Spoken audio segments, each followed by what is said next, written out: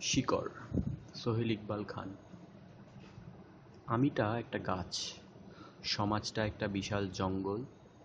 পাশের কিছু গাছের সঙ্গেই শুধু আমার পরিচয়। তারাই শুধু চেনে আমায় সত্যিকারের তরে।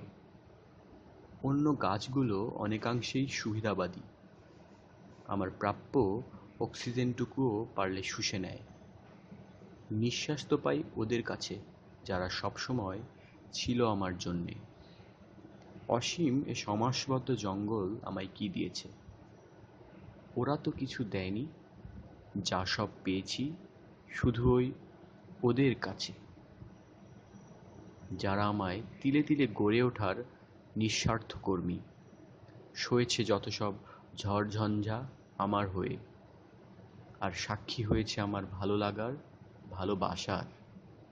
কাষ্ঠসম মনকে কোমল করে হলেও করেছে আমায় লালন, দিয়েছে আশ্রয় তাদের শাখাতলে আজীবন। আমার প্রত্যেকটি পাতার নিঃশ্বাসও ওরা চেনে।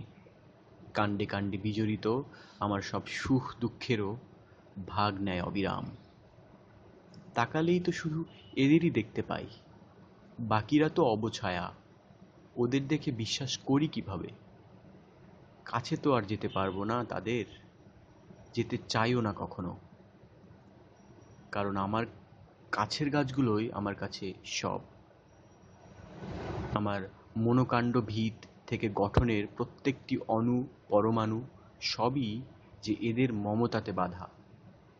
শিকড় উপড়ে কি দরুন আমি পালাই।